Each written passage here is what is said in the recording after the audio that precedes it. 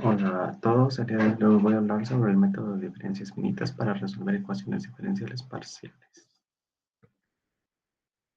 Bueno, comenzaré por decirles cuál es el método de diferencias finitas. Este es un método pues, para resolver ecuaciones diferenciales, como ya lo he mencionado, y se basa en discretizar el dominio y aproximando las derivadas por diferencias finitas, es decir, vamos a pasar de ecuaciones diferenciales a ecuaciones algebraicas. eh, a partir de un método que se llama discretizado. Eh, bueno, aquí volvemos a su aplicación, por ejemplo, en ingeniería química, pues es la transferencia de calor, la dinámica de fluidos y el transporte de masa. Obviamente existen más aplicaciones, pero pues estas son las básicas. Su esencia, para definir su esencia, nos vamos a basar en dos cosas. La primera de ellas es esta curva. Esta supongamos que es una función y recordemos que su derivada es la recta tangente.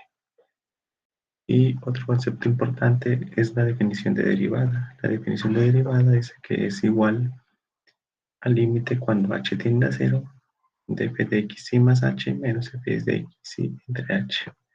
Entonces, para un h muy pequeño, tenemos entonces que f' de x es aproximadamente igual a f de x más h menos f de x entre h.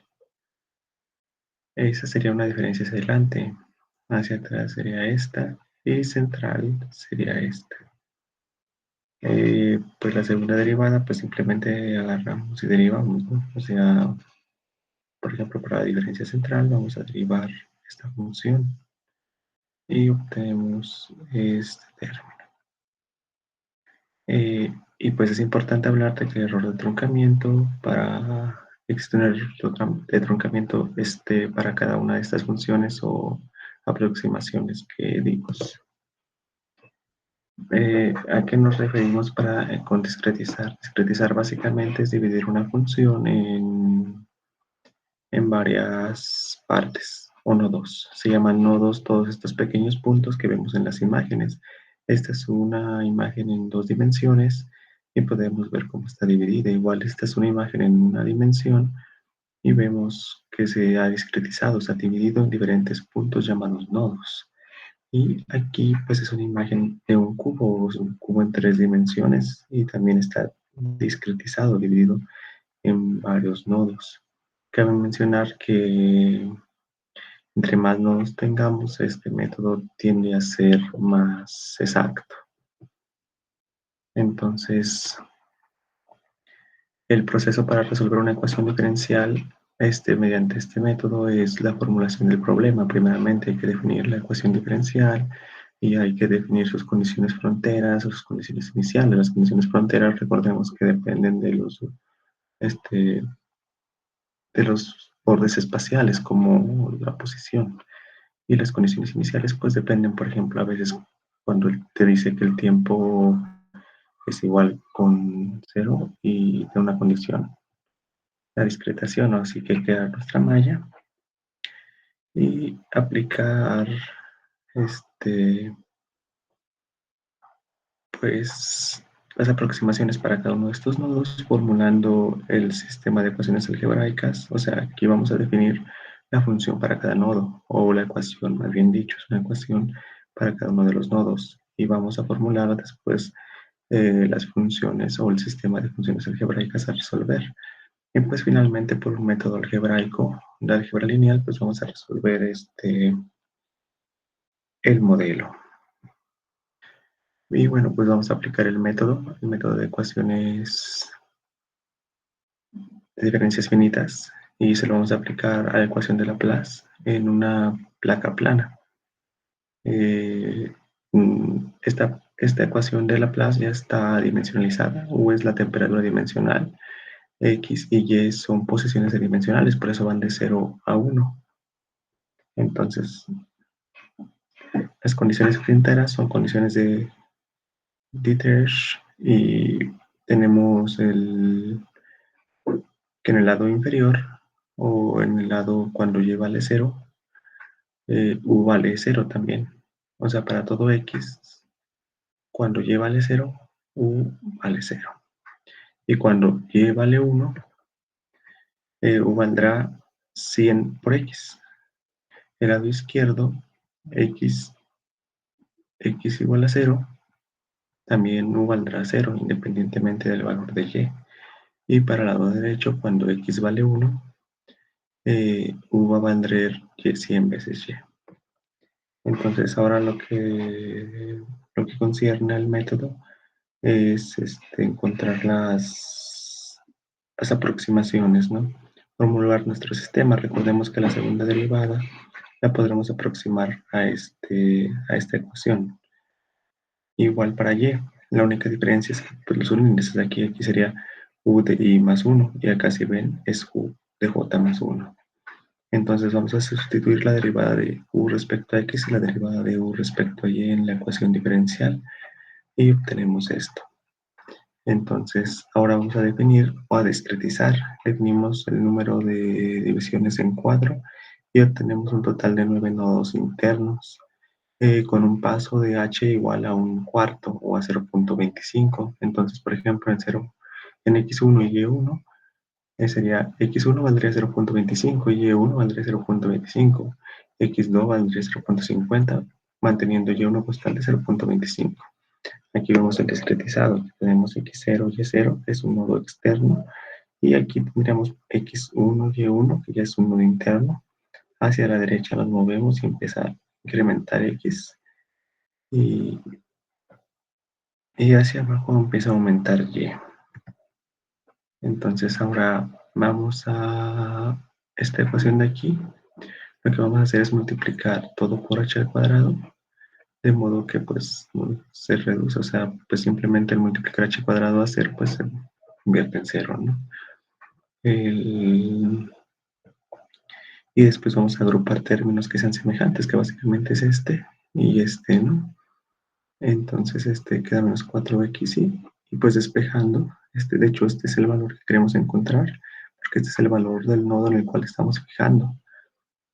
Su ecuación, para el cual vamos a definir la ecuación de un nodo en específico, sería el nodo U y J. Entonces quedará que es igual a un cuarto de U y J más 1, de UI más 1, J, más UI menos 1, J, y estos otros dos términos. Entonces así para U11 tendremos que será igual a un cuarto de U21 más U01 más U12 más U10. Recordemos aquí dos conceptos importantes, que cuando X y Y valen 0, U también valdrá 0. Entonces estos dos los podemos despreciar. Los otros dos términos los pasamos del otro lado de la ecuación y obtenemos nuestra primera ecuación representativa del sistema de ecuaciones algebraicamente lineales. Es importante mencionar cómo se dedujo esto. Nos centramos en el punto U1,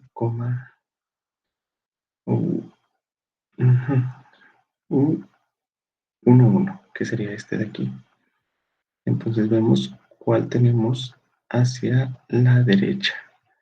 Hacia la derecha de este nodo tenemos el punto U0,1, que es este punto de aquí. Hacia la izquierda tenemos este punto que es 2,1 y es este punto de aquí. Hacia arriba tenemos el punto o el nodo más bien U1,0 y es este de aquí. Y hacia abajo tenemos el nodo U,2 que es este punto de aquí. Entonces para cada uno de los nodos su ecuación va definida por el término que tenemos arriba, abajo, a la izquierda y a la derecha de él. Entonces pues aquí tenemos la primera ecuación algebraica. De la misma manera vamos a deducir para U21. Entonces, para U21 vamos a definir, aquí tenemos U21. A la derecha de él tenemos U31. Entonces aparece en su ecuación. A la izquierda de él tenemos U11. Entonces aparece en la ecuación. hacia abajo, tendremos U22 y hacia arriba tendremos U20. Entonces esta es la ecuación a la cual nos representa. Recordemos que cuando x o y vale 0, este término vale 0 y se cancela. Entonces ahora para U31, esta es su ecuación algebraica. Aquí el término 4,1 es igual a 25. ¿Por qué es igual a 25? Recordemos que para x igual a 1, este U4,1 es cuando x vale 1. Y recordemos que cuando x vale 1, u valdrá 100 veces x, pero x vale 0,25. Entonces, pues de la misma manera vamos a encontrar todas las otras ecuaciones diferenciales y como ven tenemos, ecuaciones algebraicas y tenemos 9 ecuaciones algebraicas y 9 incógnitas que son los 9 nodos internos.